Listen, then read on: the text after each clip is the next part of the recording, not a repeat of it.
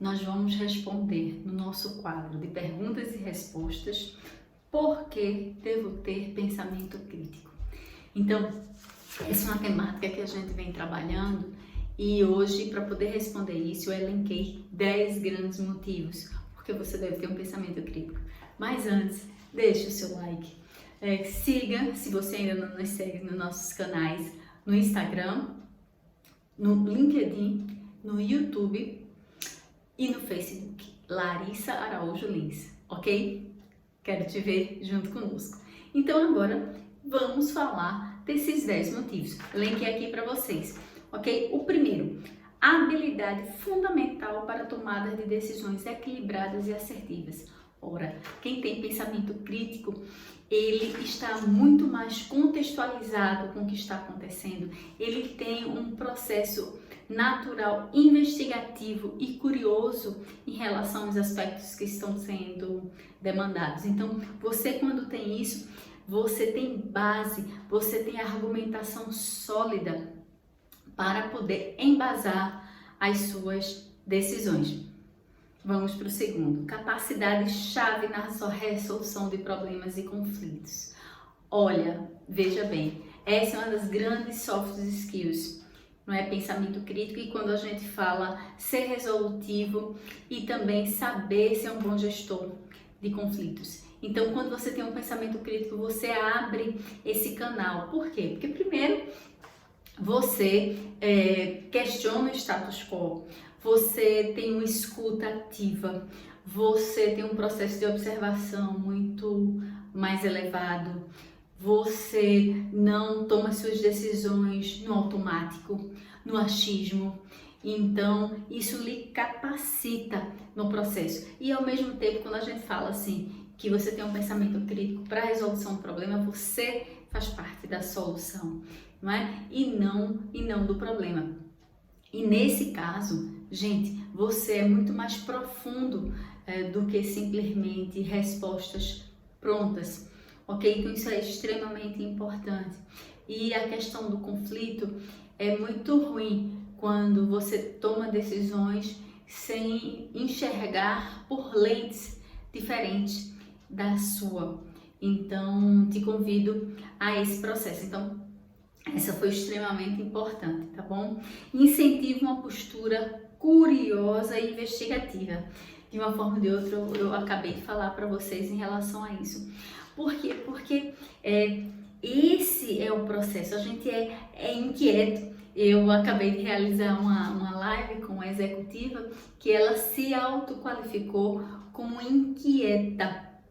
Não é? Então, o tempo todo a gente tem que permear, será que isso pode ser feito de uma forma melhor? Será que a gente está tomando uma decisão baseada em fatos sólidos, em fatos reais, em informações com fontes, obviamente, fontes fidedignas, não é? A gente tem, de repente, KPIs, não é, que possam nos habilitar para esse processo. A gente fez uma análise crítica, a gente fez a sua análise de uma forma coletiva, não é verdade? Então isso tudo é extremamente importante.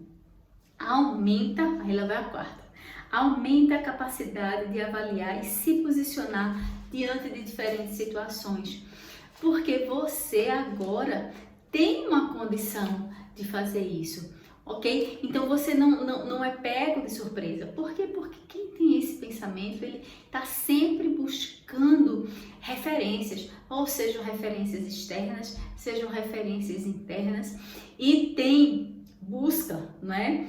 Está sempre com argumentação ativa para esse processo. E se não tem resposta para aquilo que está acontecendo naquele momento, ok, eu não vou tomar uma decisão para ser rápida, tomar de forma inadequada. Eu vou atrás desse resultado, eu vou atrás da origem, né, do que está acontecendo para poder tomar uma decisão.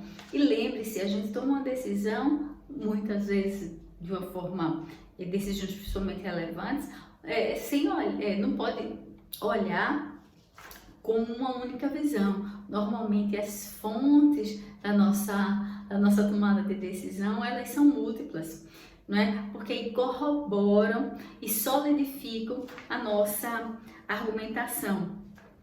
Outro ponto extremamente importante: ensina os indivíduos a estruturar suas próprias opiniões, tornando-os menos suscetíveis à manipulação e notícias falsas. Primeiro, esse é o processo. Você como líder, você como executivo, está estimulando como exemplo os seus liderados a esse processo, porque aqui eu não dou respostas cegas. E ainda, primordialmente, eu não vou atrás de qualquer notícia, não é? Eu vou na fonte. Isso é muito rico, isso é muito importante, né? Então, à medida em que a gente faz isso, a gente incentiva a geração de novas lideranças e demonstra como exemplo como a gente deve tratar em função dessas questões que são colocadas na nossa frente, não é verdade? Outra questão: alta capacidade de discernir sobre os fatos ou conteúdos. Veja, a gente acabou de falar que um dos aspectos que está acontecendo aí no nosso mercado são fake news, e quando você tem essa capacidade de criticar, não é? Eu até ouvi um dos meus seguidores que falam que a gente interage, né? Falou do termo crítico, né? Quando a gente fala pensamento crítico, não gosto muito desse termo, mas esse termo não é pejorativo, só se ele for usado de uma forma inadequada, não é? Quando a gente fala aí, e principalmente aqui, quando a gente coloca como pensamento crítico, é um pensamento que questiona, é um pensamento que é colaborativo, é um pensamento inquieto. Será que a gente pode melhorar? Porque hoje tudo que se coloca para a gente não vem com respostas prontas, mas com perguntas que incentivam o pensar, e isso faz toda a diferença, não é? O sétimo motivo: unifica sabedoria, método e ação.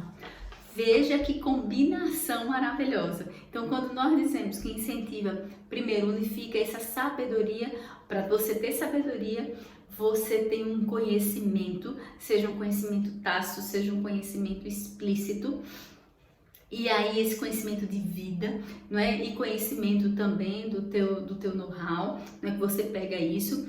Só que quando você estrutura, principalmente um pensamento crítico, você tem uma argumentação sólida.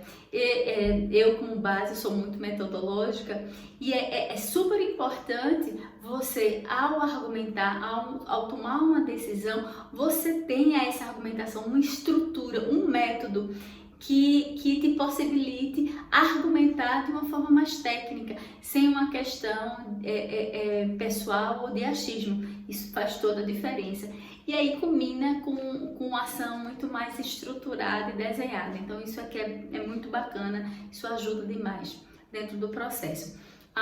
O oitavo motivo: constrói pessoas empoderadas, proativas e capazes de enxergar novas soluções para diversos problemas e ambientes propícios à inovação, pesquisa e invenção. Veja que maravilha!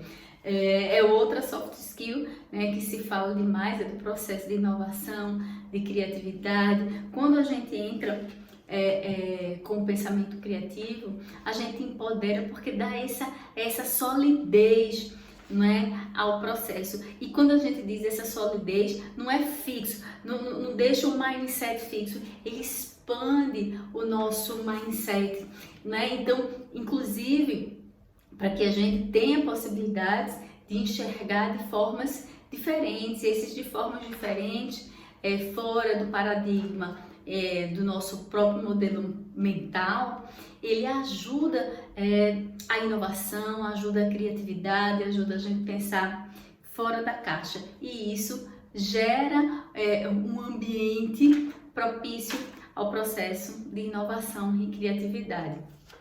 Esse é um dos argumentos que baixava ele, na verdade. E vamos para o nono. Agrega flexibilidade e empatia. Lógico, você não vem sempre com uma resposta pronta, uma rigidez, não é? Do pensar, do agir na sua tomada de decisão. E isso faz toda a diferença, porque hoje nesse processo, a gente, com essa escuta ativa, a gente tem que ter a oportunidade, sim, de ao entender e enxergar de outras formas, parar, repensar, balizar, analisar para uma tomada de decisão mais coerente, não é verdade? E fortalece competências de liderança. Obviamente, porque você como líder, você deve ser aquele líder, né, que inspira, é aquele líder que ajuda a pensar em caminhos, em soluções, em alternativas, ajuda a pensar. Você não vai trazer pronto, porque hoje em dia a gente não tem resposta pronta, a gente está vivendo em um mundo incerto, um mundo volátil, um mundo que não está sendo, a gente não é capaz de projetar todas as coisas ou de dizer respostas do que vai acontecer, mas a gente é capaz sim de cada vez mais entender as tendências, não é? Ter números importantes, fazer análises que nos habilitem a tomada de decisões mais rápidas, mas porém assertivas. Então, por isso, convido a você a mergulhar no pensamento crítico. Sou Larissa Araújo Lins, da EdSkill Digital. Espero vocês no nosso próximo vídeo.